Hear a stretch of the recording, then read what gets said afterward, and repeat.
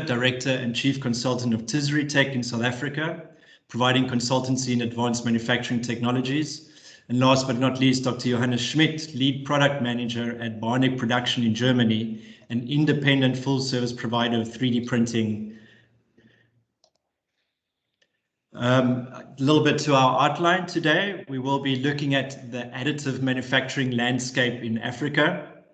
Then we will be looking at 3D printing of parts, technical and economic potentials. Then looking as well at new industry and new jobs created around this. And lastly, the mobile smart factory for local production and skills development. I would just like to ask that you have any questions, please put it in the chat box first, and we will handle the questions after the presentation is done. Thank you. And now, without any further delay, we'd like to hand over to our first speaker, Dr. Malika, to look at the additive manufacturing landscape in Africa. Please enjoy. Okay. Thank you, Mike, for the introduction. Welcome, everyone. Thank you for joining us this afternoon at this webinar. As Mike mentioned, I'm just going to briefly talk about the additive manufacturing landscape in Africa. Actually, this is a topic by itself, and it can be done in a few slides. So I'm just going to make a bit of where additive manufacturing is used in Africa and what are the current trends within the continent. So if you can go to the slide, the next slide, please. Yes. Yeah. So I just want to mention that the African countries are not experiencing additive manufacturing only just trying to know it. Actually, we are actively participating in the global 3D printing industry. And then in the past few years, we have seen several local initiatives and companies that have harnessed the power of additive manufacturing to open up new businesses avenues for entrepreneurs, also augmented the existing industries and sped up the creation process for many projects. So if you see here, I mentioned where like 3D printing, and there is three pillars: hardware, material, and software. And then we saw this is being used across many industries: oil and gas, mining, especially in South Africa, the construction and energy as well. And not to forget, actually, it's the initial adoption of the additive manufacturing technology started from education and universities, where the R&D project started. Looking to additive manufacturing, different processes, and from there it jumped to implementation in industry. The implementation and the adoption vary from industry to another and from an application to another. But we have seen trend where there is research on materials, and then the hardware is mostly companies and universities basically buy commercial 3D printers, and there is actually efforts across Africa. I'll show the next slide that actually where they are actually making their own 3D printer, but mainly FDM polymer printers, and in the software there is a big use of utilization of simulation software to look to the build process and optimize the printing parameters. So we can see then now that additive manufacturing it's used in different landscapes. And here in this slide, I'm just going to showcase some of the activities that's been done. I just this is a kind of a puzzle from the past 2 years. These activities made the news, starting with South Africa, where we had the first plant, titanium 3D printed titanium inner ear surgery that has been done in South Africa and Bionic. There is also research development innovation in additive manufacturing, when actually it is a collaborative program between universities and companies for additive manufacturing adoption and application as well. In the material side, we as well see in Kenya when actually manufacturing their own filaments from PET, and as well in collaboration with Coca-Cola, where they're using Coca-Cola plastic bottle and recycle and use that recycled polymers to make to make filament. There's also other companies that actually buy the commercial filament production machine and then make the production locally available. And then as well, we saw in Morocco and actually Mali as well, the beginning of the printing in construction that is done. Not to mention as well in Morocco that a big project that Thales done where they have the focus on powder bed fusion, and they have few metal printers, and they cater for the aerospace industry. Then we also saw activities in Nigeria and in Botswana and Egypt. And then as we know, there is like 7 processes according to STM standard of 3D printing.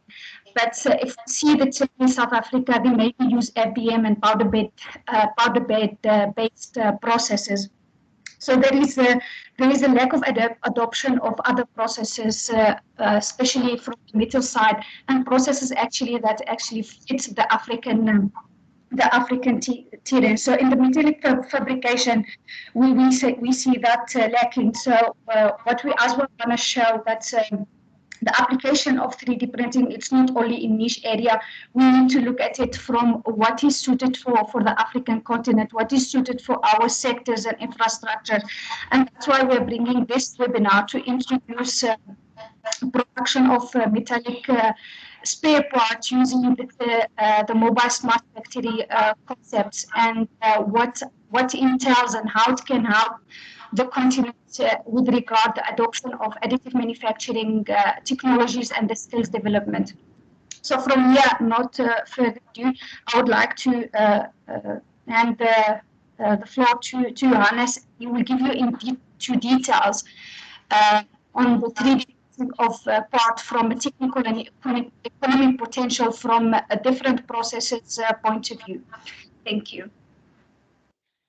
Yeah, thanks a lot, Malika, for giving us so many interesting information. And I would like to present you some background about 3D printing, but I also wanted to highlight the potentials of 3D printing, especially for Africa. And yeah, I'm Jan Schmidt and I'm working for Bionic Production. We are a full service provider for additive manufacturing. So we have some expertise in this field, as you will also learn, I hope so. But first of all, some information about additive manufacturing. Mike will also explain it a little bit more in detail, but first of all, what's the process of additive manufacturing?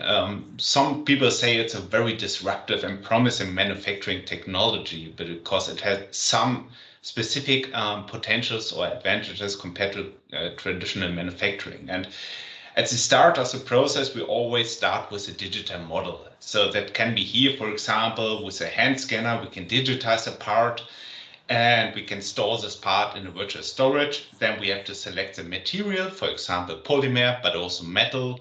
Then we have the printing process, which is a layer by layer production process, highly efficient. There are some or a lot of different 3D printing technologies. For metal, for example, there are currently approximately 20 different 3D printing technologies. And at the end, we have a high functional 3D printing object, as I said, made by metal, for example, titanium, aluminum, steel, stainless steel, but also by polymer. That's a process. And what I want to show here, you don't have to read all of it, but I want to present that additive manufacturing, it is quite new, but it is also established in a lot of different industries because of various reasons. For example, in the medical sector, 3D printing is quite established, mainly because of the potential to produce customized parts with lightweight design and highly efficient parts. So, for example, in the medical sector, it's almost 100% established. But also in the aerospace sector, that's a perfect example of 3D printing, because we can also use 3D printing to produce individual parts with lightweight design, which is highly suitable for the aerospace industry, where each kilogram is very important. But even in the last years, we also recognize that the machinery and also the automotive industry But also the shipbuilding, maritime, oil and gas sector are using more and more 3D printing. For example, since our mother company is also one of the largest port operators, that's also interesting that it's even established in the port industry so far. We also see it in a lot of different industries because of many, many interesting reasons. But coming back to the question, why are so many companies using 3D printing? What are the potentials? And based on our opinion and our expertise, we see two different kind of potentials of additive manufacturing. The first one is what we call the product evaluation. So we can use 3D printing to produce new parts with new designs, designs which are not suitable with conventional manufacturing, but not even possible with conventional manufacturing. We can produce lightweight design, optimal functioning. We can, for example, a part which was by 20 different suppliers, we can combine into one part.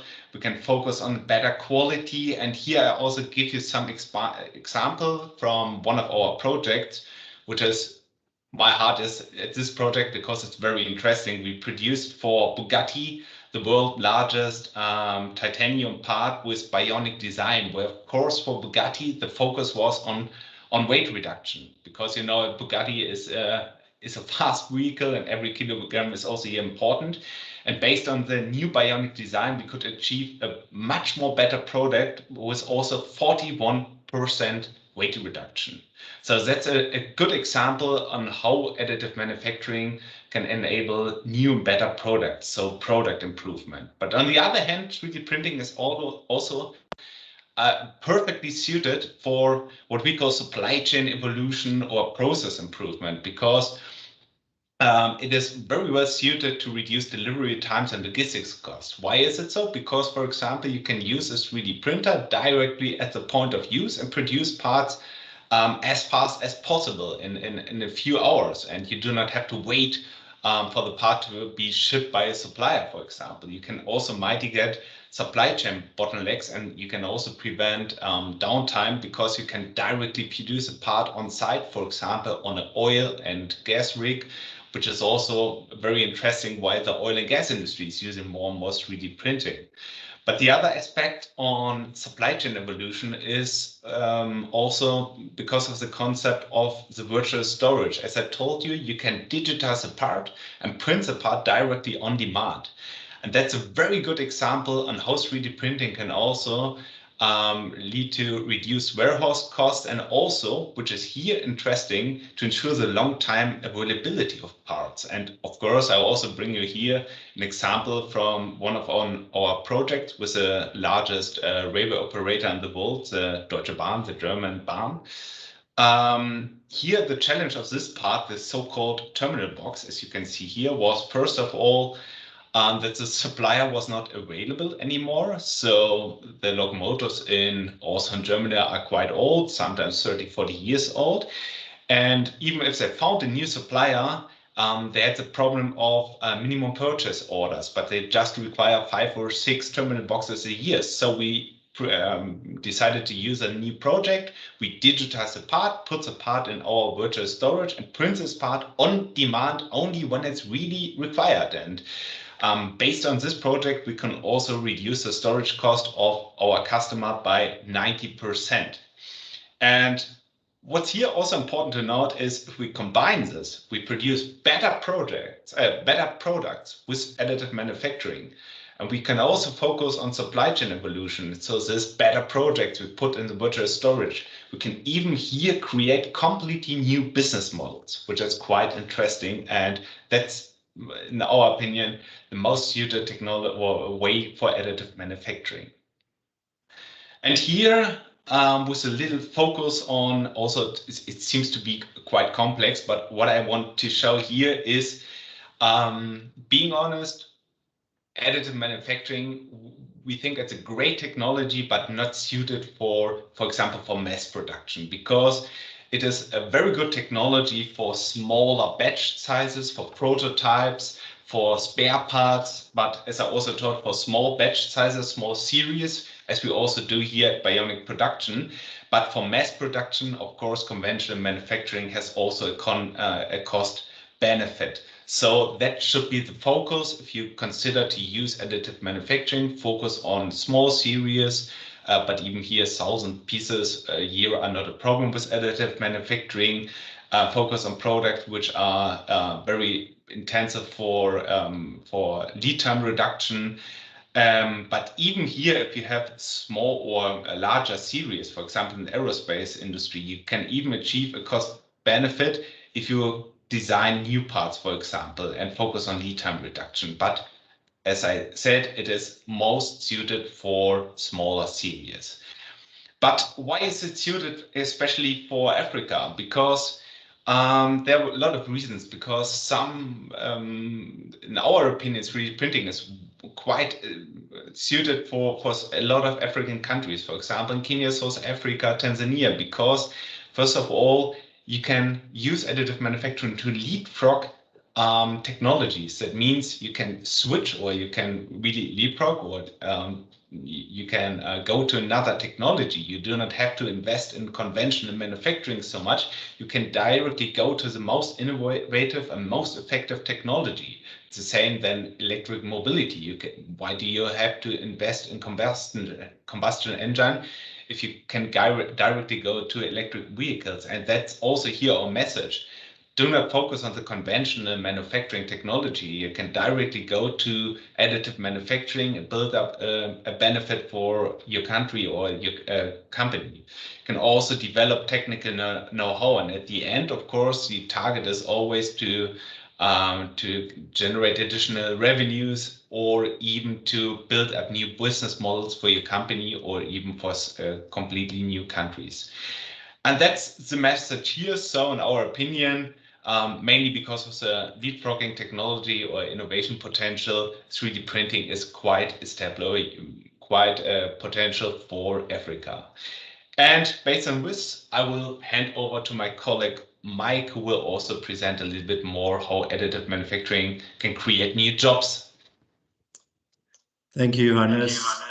Yes, so it's not only about technology in itself, but we also need to look at how that has an effect on industry and also jobs in the future. So if we look at the global market of additive manufacturing, it's currently 2020, it was sitting at around $12 billion US, and it is anticipated to grow to around $78 billion by 2028. I mean, this is a massive compound annual growth rate of between 26 to 32% for that forecast period. So really an industry that is going to continue to grow substantially. What this will lead to, it will upgrade competitiveness, it will increase productivity and accelerate innovation on the continent and globally. Additive manufacturing will also transform supply chains and the way businesses compete by introducing completely new business models which take advantage of the technology. Also, the disruptive aspect of additive manufacturing means that smaller, innovative, agile, small to medium enterprises and entrepreneurs have a key opportunity to compete and take market share given the right support leading to future supply chain growth. Larger suppliers in sectors already engaged in the technology could significantly increase the industrial presence on the continent, taking on the additive manufacturing opportunity. And those in other sectors will be presented with growth opportunities through future waves of additive manufacturing adoption. And of course, supporting professional service businesses, finance, legal, and training will grow to support the needs of in-country demand with corresponding global export opportunities. So very interesting to see these new business models that come out of a disruptive technology like additive manufacturing, and in essence, creating manufacturing as a service. But it is important to understand, however, that 3D printing on its own it's not a process by itself. So it's not just about 3D printing. And I'm very much technology orientated, so I like to look at the bigger picture, that in order to 3D print parts, you need various different technologies, equipment, and especially different skill sets in order to actually achieve and produce a functional end-use part successfully. Johannes alluded to that sort of that process chain in brief about additive manufacturing, and I'm just looking at that in a little bit more detail, but from a skills point of view. Starting with digitization and programming, where you need to either create a 3D model of the part, or you need to scan the part to capture the 3D model data, and then use CAD software, reverse engineering techniques. You need to use 3D scanners as hardware in order to capture the data. And so there's already a whole set of skills there which aren't necessarily related to 3D printing directly, such as CAD design, reverse engineering processes, and of course also the operation of 3D printers. When we look at setting up of the machines themselves, where you would set up your consumables and materials, again, you would have different machine-specific software that you need to use to load the materials. You would have different types of 3D printers. You would have different types of subtractive machines as well, and there again you would need different skills to go with that as well. And the same goes from when you're actually in the production setup, actually doing the 3D printing. You'd have machine-specific software, you'd have different 3D printers, and you'd have to know how to operate and set up the 3D printer. Post-processing, also a very important step of 3D printing. This could be as simple as removing the part from the building plate where you've built the part on, and removing that part via YEDM, but in that itself, there again is a different skill that is needed, or a different technology or software that is used. Or it could be a subsequent machining process, such as CNC machining, where again you would need to be able to program the machine in order to do the subsequent machining processes. And of course operate the CNC machines too. So again, a whole lot of different skill sets needed there. And most importantly, it's all about the quality of the part. When you have finished producing a part, you need to check it for conformity and whether it's within spec and it has met its design intent as well. And you would use various different hardware, again, like scanners, coordinate measuring machines, other measuring methods as well. And so again, a whole different set of skills are needed there again. With all this process, however, you must remember that there is a lot of data being created in different formats, from the digitization right up until the quality control. These could just be different part file formats, but this could be data being pulled from the 3D printer itself. Things about temperature of nozzles, temperature of materials, gas usage, etc., etc. And this data also needs to be used effectively and stored effectively. So with this whole sort of modern way of manufacturing, data becomes a critical element in the whole process as well. And managing that data is just as key as managing the actual physical processes that you're doing during 3D printing. So what's interesting here is that when we look at the UK, for example, they've been able to capture around $3.5 billion in the additive manufacturing market. And by the year 2025, they hope to create about 60,000 jobs supporting the knowledge equipment and generating highly new skilled employment opportunities. So the new industry can provide opportunities for driving diversification of the economy, but also creating new future-proofed job opportunities. And we as Proteria have identified, in our opinion, some very critical job roles that will be needed in the future, as alluded to in the business models that we proposed earlier. So starting from the shop floor side of things, right up through to the operational level, and then really into the specialist and highly experienced level, you would have different job roles, such as polymer 3D printing operators, metal 3D printing operators. With any type of equipment, you would need machine maintenance technicians. For subsequent subtractive processes, you would need CNC machine operators and programmers. You would need reverse engineering technicians, CAD designers for additive manufacturing applications, product design specialists, additive manufacturing specialists, and then right up to the highest level of advanced manufacturing specialists. So what we can clearly see here, I alluded to, I was speaking about the different skill sets that are needed, but with those skill sets, you then also, in essence, you're creating also new job roles that will be needed through additive manufacturing. And these specialist roles are suitable really for engineering graduates, TVET graduates, and just professionals in industry already looking to upskilling themselves and going to the next level. We should, however, also not ignore the non-engineering related job roles, which will be created through additive manufacturing. And this could be such as service provision aspect of these new business models, such as customer service, data administrators or data analysts, and online shop administrators, to name but a few. And these job roles can be done via upskilling of unemployed or underqualified generalist practitioners. So you're not only just creating jobs for sort of the upper level of the technology side of things, but you're also, by that, unlocking also potential jobs for people that aren't employed and aren't very qualified, to even take care of some of those other types of jobs that go around or go hand in hand with the additive manufacturing job roles. So what we need to understand is here the opportunities for job creation in such a fast-growing industry are very promising. And we know that in order to do this, that training and skills development is really the engine. And without this, the industry cannot grow, because you simply will not have the skilled people in order to do this. If we were to look at just at the education system and expect them to produce the volume of the quality and the quality of these highly skilled individuals, they would not be able to cope. In the education institutions, the way they stand now, are very rigid structures, and it simply wouldn't be possible for them to undertake this large volume of upskilling and training purely by themselves. And therefore, working in the sector comes with a vast number of barriers, which are stopping training providers such as universities to pursue delivery of such training.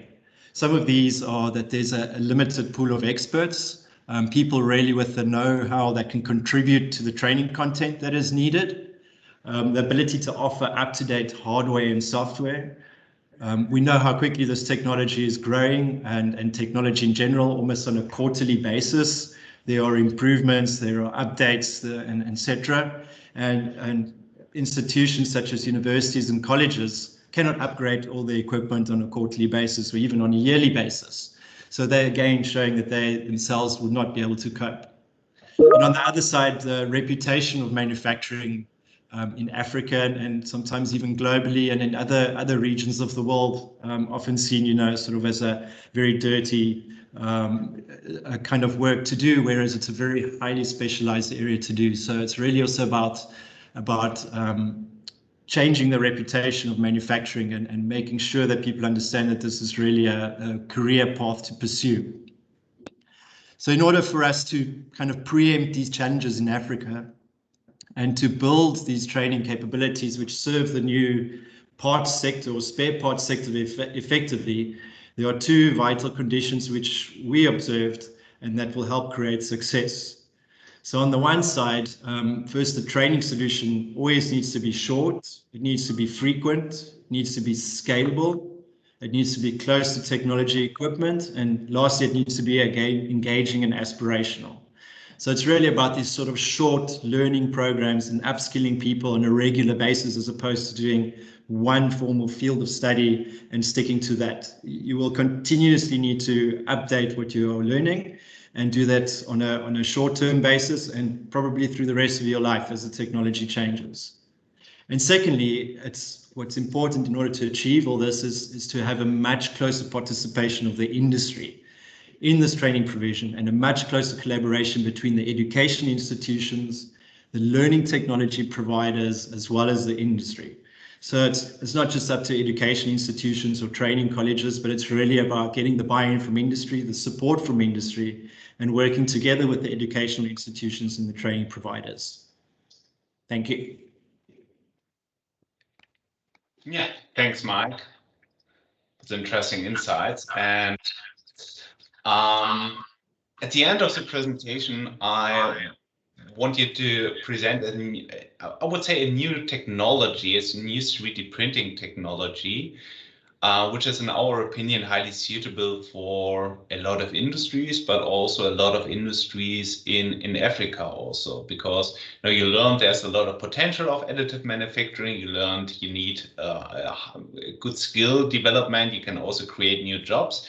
And we want you to present one technology which is, as I told, highly suitable for a lot of industries, but also for some African countries. And we call it a mobile smart factory, what we have developed here The mobile smart factory is a modular container factory that ensures flexible and reliable production capacities wherever needed.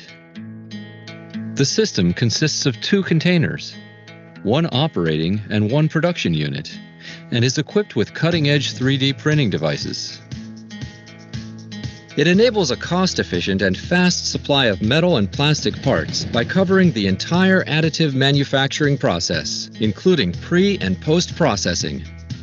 The control unit consists of a PC workstation, industrial polymer printer, scanning system, and storage area. The on-demand production starts with the digitized component using a CAD software. The available scanner allows for a fast and simple creation of digital files if no CAD data is available.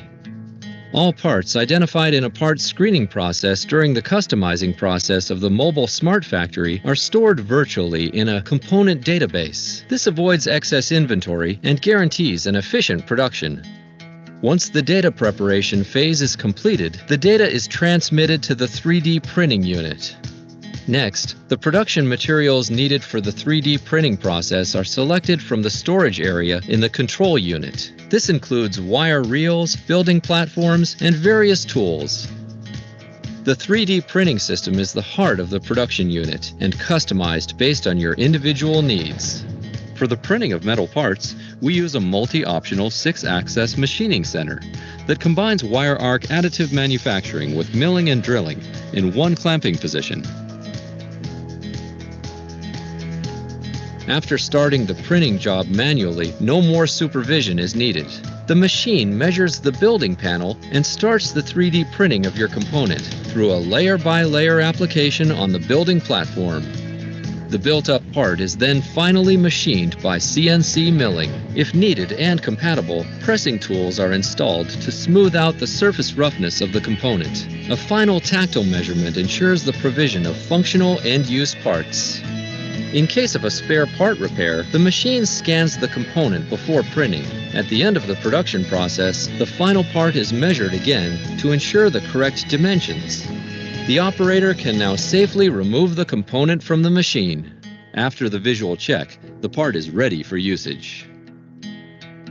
Mobile Smart Factory, your modular and independent factory in a box for a flexible and reliable additive part production wherever needed. Yeah, and I also want you to present some ideas why we think this mobile smart factories, this mobile 3D printing factories are highly suitable for Africa, because we identified also a lot of industries which could make use of additive manufacturing via the mobile smart factory. And for example, in the oil and gas sector, we see a large potential also in the mining sector, because these are typical industries which are at remote locations and need a reliable spare part supply. And with this mobile smart factory, we have a very easy 3D printing micro factory to produce parts directly on site in a very easy manner. And that also means we can directly produce parts at the point of use, that we can also supply metal and polymer parts very fast and reliable. We can also reduce logistics efforts and cost. And also, as I presented you, with a mobile smart factory virtual storage, it's a great idea to reduce warehouse costs, and you can also ensure the long-term availability of parts. For example, you can digitize parts with a hand scanner, as you see, and you can directly print the part on demand when required. We have also flexible plug and print production capacities, which is very easy to use. And our idea is that we have bacteria on board here. They help us to teach the operator on how to use the mobile smart factory. And after a few days, the operator is really able to use a mobile smart factory by their own. And the idea is that the operator just has to push a button at the end. We have a final product. It's not so easy, but almost that easy. So it's a very easy way to use additive manufacturing. And we also have an efficient production, because with our 3D printing for metal and polymer production, we have a highly efficient production capacities here. And we can also use the mobile smart factory to do repair services on site, which is a great benefit for a lot of industries. And it's also important to note that also you saw it on the video, it's not a real system, but we have the first mobile smart factory here in Lüneburg, and we use it for a lot of customer projects, and it's really working, and it's really great to work with this. And coming back to the question, why is a mobile smart factory suitable for a lot of African countries? The main benefit of the mobile smart factory is that we can produce spare parts on site, reliable and very fast, and we can also do repair services.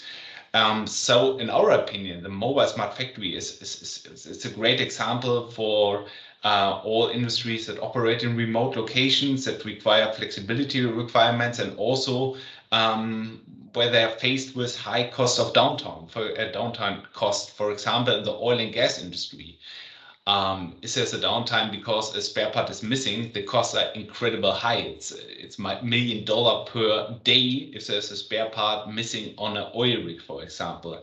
But also in the maritime industry, not on the shipping. For example, the mobile smart factory, or this kind of mobile smart factory, can be used directly in the port to produce parts for the shipping industry, but also for the port industry, for port equipment. In the mining industry, also a great example, you can use 1 or 2 mobile smart factories directly next to a mine and produce spare parts and also do repair services on site. So these are all kind of industries which are highly suitable for additive manufacturing, for example, with this container 3D printing factories. And also, as I presented, the mobile smart factory as this kind of container 3D printing factories are a very easy way to use additive manufacturing. As Mike greatly highlighted, mobile smart factory, additive manufacturing, it's not only the technology, it's not only the printer, it's also the pre-processing, post-processing, quality, and so on. So it's not only one machine. And with this mobile smart factory, we have a very smooth and easy process in these 2 containers. So it's a very easy way to implement 3D printing for a customer. And one other aspect is that the mobile smart factory can not only be used for spare parts production or functional parts production, but also for skills development, as Mike will also present in the following. Yes, I mean, I've already explained to you in some detail the new job roles that can come out of additive manufacturing, and really these are just a few of the job roles that we have alluded to. And the traditional way of teaching these in colleges, and that is one way of doing it, but of course we can also use the mobile smart factory as a tool for education as well, to really create these new additive manufacturing services, or these manufacturing services. To produce spare parts, to produce functional parts, prototypes, and end-use parts as well. And the idea behind this is really to make this sort of a working system with local producers, educational institutions, and local communities. For example, one could potentially put a mobile smart factory down in an industrial cluster and give people that are busy going through their learning into one of these new job roles, give them access to the mobile smart factory where they can then also learn, but also then really create actual functional parts as well for the local producers that are housing this mobile smart factory within an industrial cluster, and using this as a shared service. It could also potentially be shared amongst educational institutions, for example, due to the fact of its mobility. It can be moved around relatively easy by placing it on a truck and moving it to another university for a period of time, and use it also for the education and teaching as well. Because you have all these different technologies sort of in a box, this factory in a box with all those different technologies, you can teach a number of different skills by using this one type of solution. So it is another way of looking at it apart just from producing parts for certain heavy industries, for example.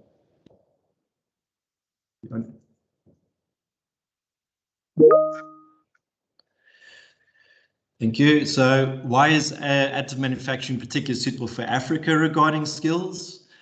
So with the needed competencies, individuals will have advanced manufacturing competencies, which are crucial, such as 3D modeling, CNC machining, 3D printing, and can quickly and efficiently create prototypes visualization of end products, or produce customized products. What would be some of the benefits for the sector? So 3D modelers, machinists, 3D printing specialists with the right hardware and software tools will be able to produce spare parts or other parts for machinery and equipment used in various industries, which Johannes already mentioned: automotive, mining, building and construction, maritime, and also agricultural sectors, which are crucial in Africa, of course. And what would be the benefits be for the country? So with additive manufacturing, Africa can make a technological leap and future-proof its capabilities and build the country's self-efficiency, so thereby creating own solutions to our own problems that we have. And actually that brings us to the end of our presentation. Thank you very much for listening, and we will, of course, I've seen there's quite a few questions that have been coming through in the chat, so I'll pass over to my colleague Magdalena Riley from Practeria to share some of the questions with us, and we'll see how best we can answer them for you. Thank you, Mike. Yeah, the conversation behind the scene was actually very passionate and very active. So thank you all the participants for your comments and questions. They relate either to application of additive manufacturing or on technology itself, or actually on skills and future of work. So let me kick off with kind of possibly easy question. What are the applications of additive manufacturing in oil and gas? Johannes, could you try? You're on mute, Johannes. Yeah. In the oil and gas industry, that's quite interesting because I would say they really started investing in 3D printing in the last 2 or 3 years.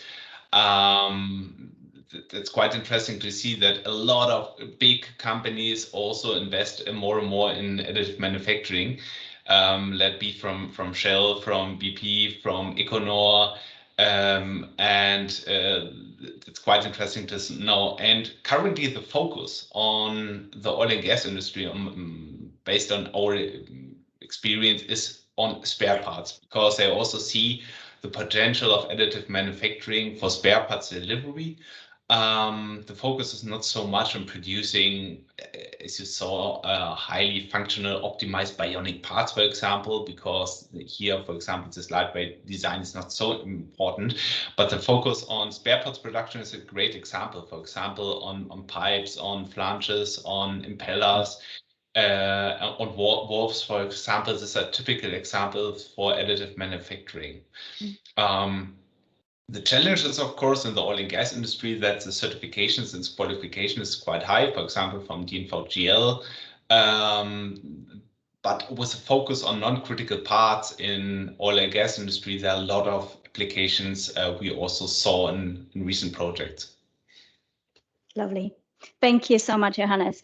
Another really interesting question, very specialized, possibly to you, Johannes, or to Malika.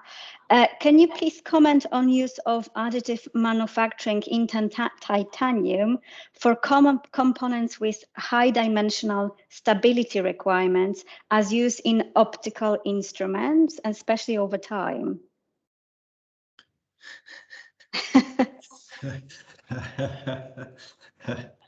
For titanium, it was a question. Yes, for optical industry, if I understood correctly, Johannes. So for fine optics and that, so that's very high precision or high precision additive manufactured parts. So not produced with the mobile smart factory, but rather with a different additive manufacturing process, such as powder bed. Yeah. I can only say that our company, we focus on titanium with our powder bed solutions because we produce a lot of parts on titanium, not only by aluminium.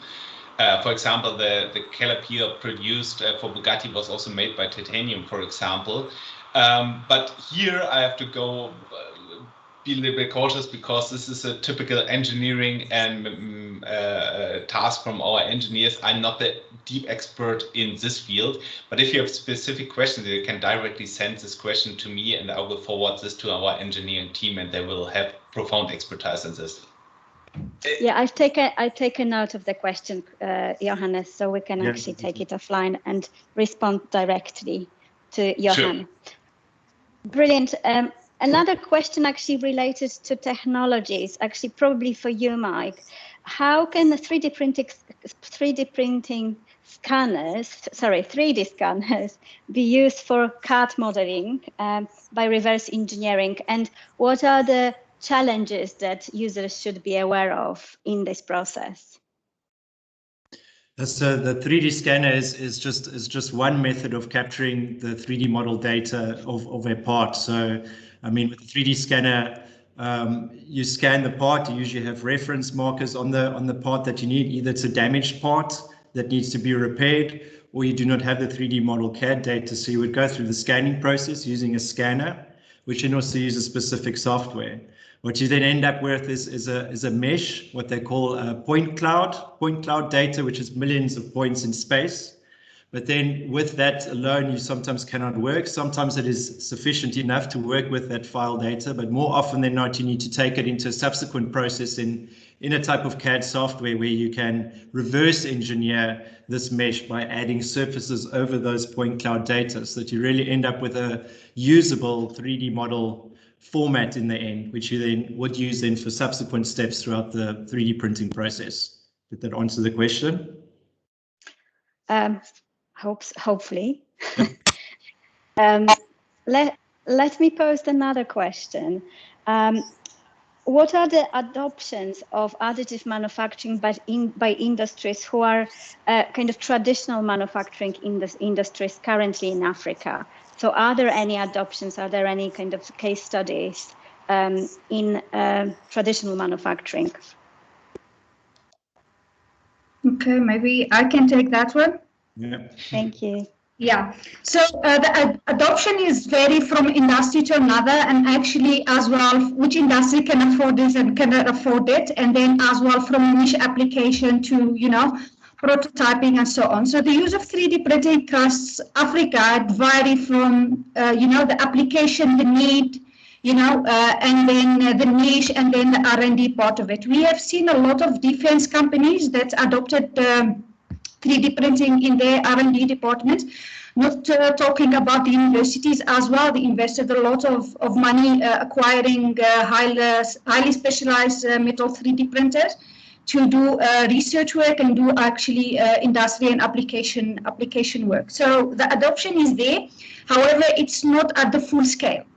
So as I mentioned, it's very from, you know, who can afford it, who can't afford it. 3D printing is not a cheap industry, but is a very advantageous industry when you know when to use it, how to use it, and which process to use it. So the adoption is there, but we need more kind of implementation and raising awareness about other processes. Because as I mentioned earlier, the adoption is more, especially in the metal side, in powder bed fusion. And it is limited to what is actually the mobile smart factory offer, which is a hybrid manufacturing where your 3D printing layer by layer is used by using wire arc additive manufacturing, and then you do the milling as well, and it is on a 6-axis, which is not a solution provided by powder bed fusion solution.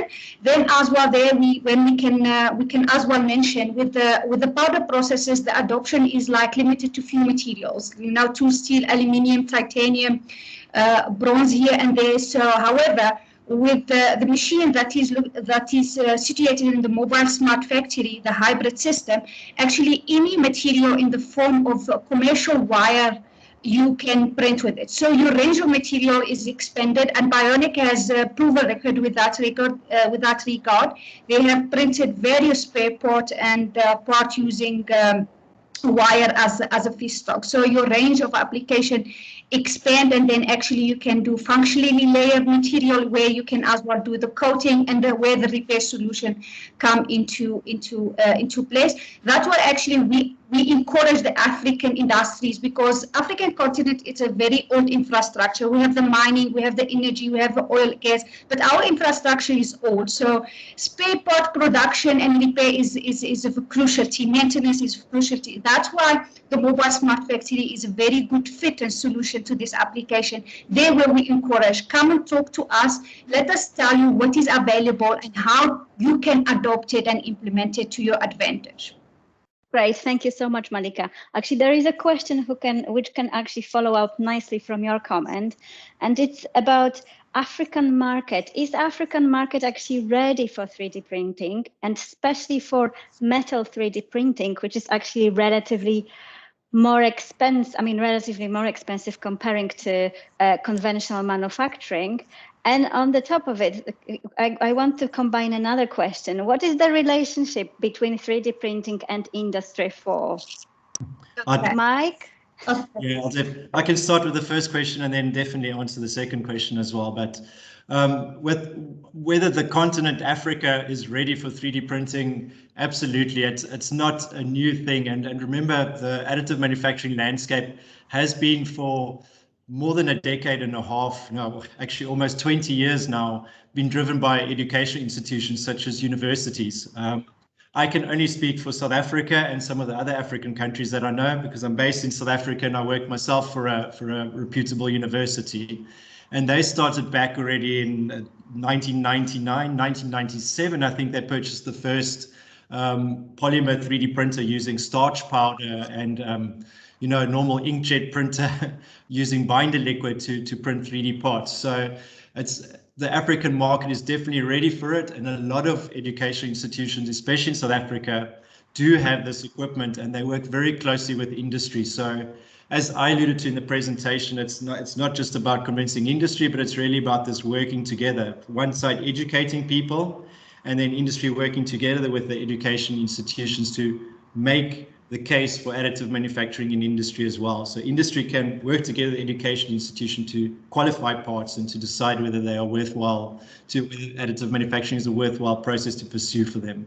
But it's growing rapidly, and it's still very much based around the sort of education institutions that work together with industry as well. But there's more and more adoption in industry.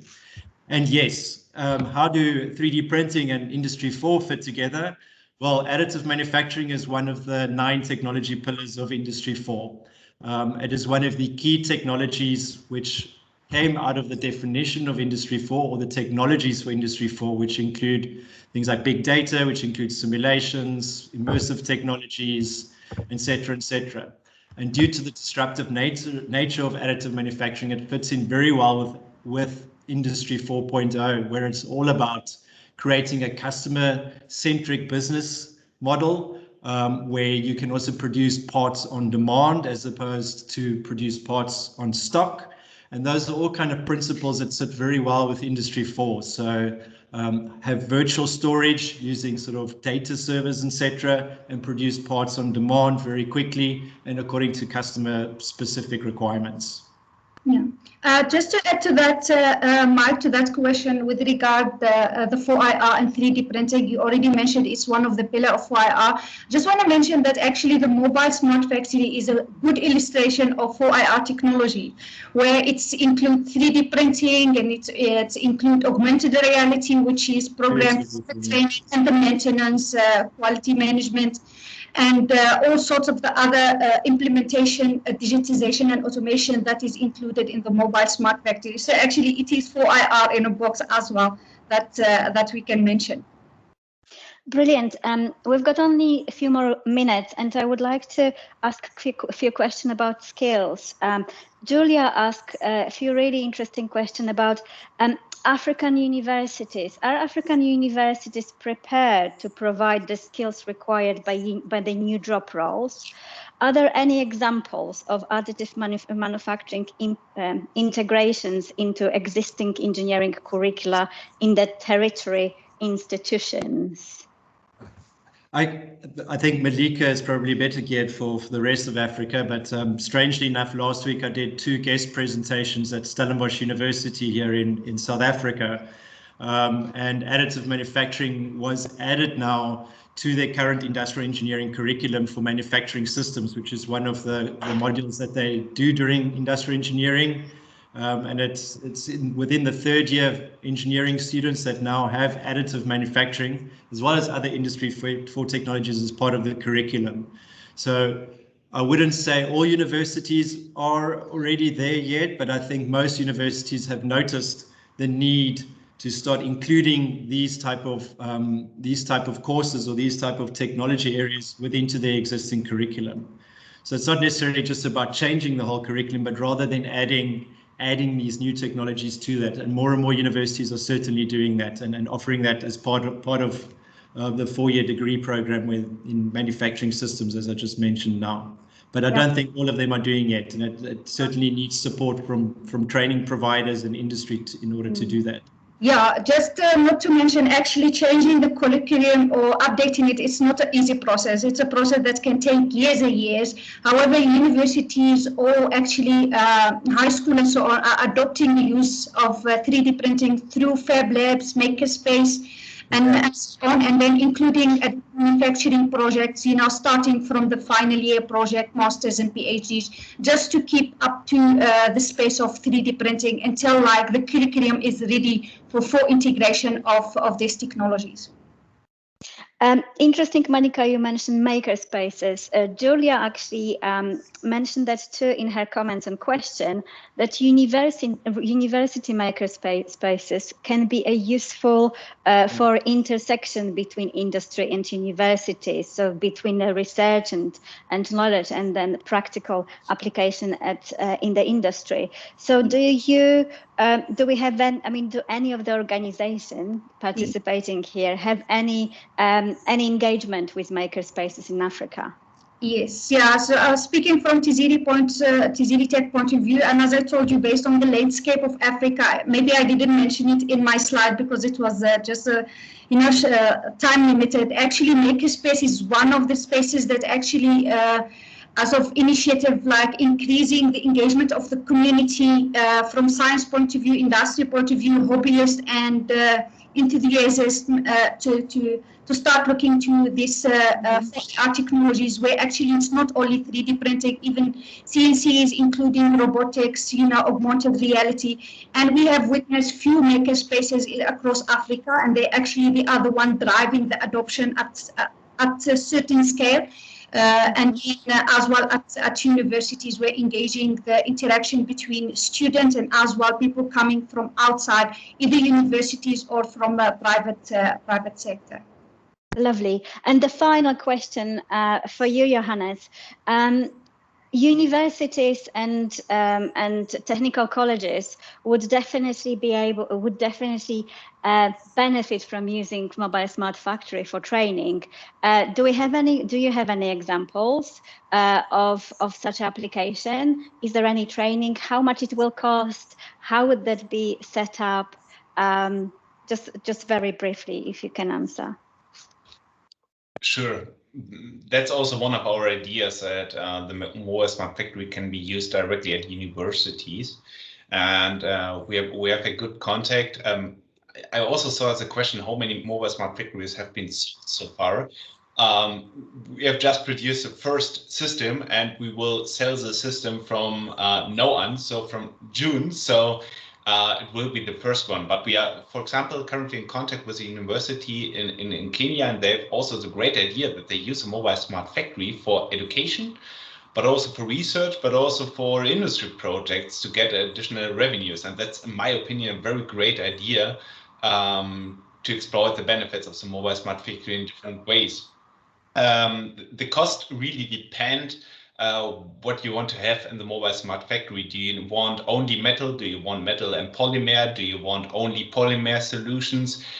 So the cost ranges a little bit. It's not so easy to say. For example, in the rate between 1.5 and 2.2 million euro for a metal and polymer solution. So all combined, including the training, including the scanner, and so on. Yeah. I just want to mention to you what Johannes mentioned with regard how many mobile smart factories are available, because a lot of people misunderstand that a mobile smart factory is like, you know, it's not there, it's not feasible. Actually, the technologies that is within the mobile smart factory, it's not something new. It is technologies that's been proven for the past 20 years and in production, in factories and so on. However, the mobile smart factory concept brought these technologies in a container, a modular system, so it can be used in remote location, used and accessed easily by many industries and many companies, whatever and whenever.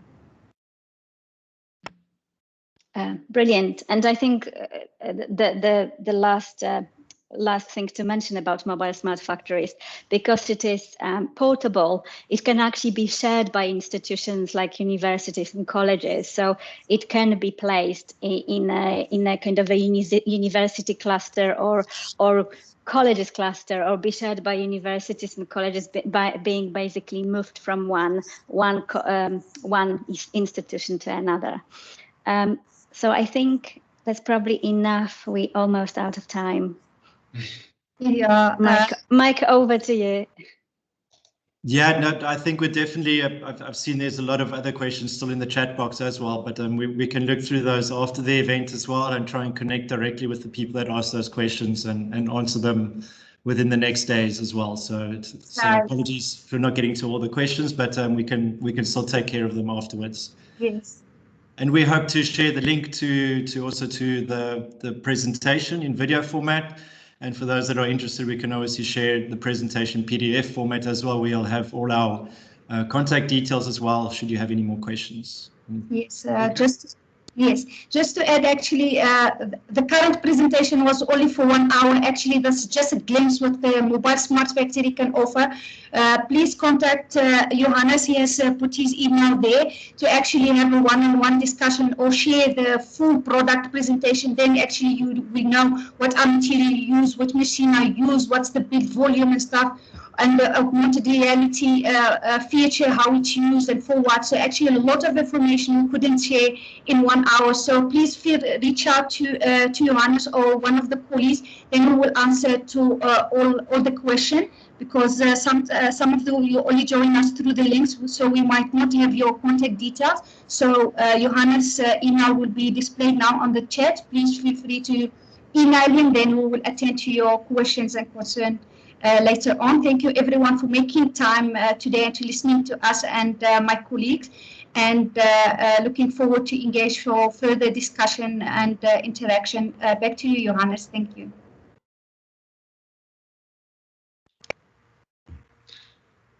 Yeah, thanks a lot also from my side. And if you have any specific question for the Mobile Smart Factory, please directly contact me or Mike or Malika. So thanks a lot for your attention and hope to see you again. Stay healthy. Okay.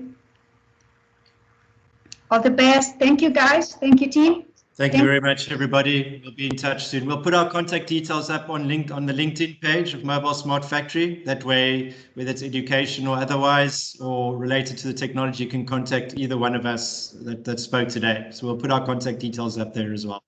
Thank you. I think, Johannes, you can stop the recording so far, and then we will share it as well with our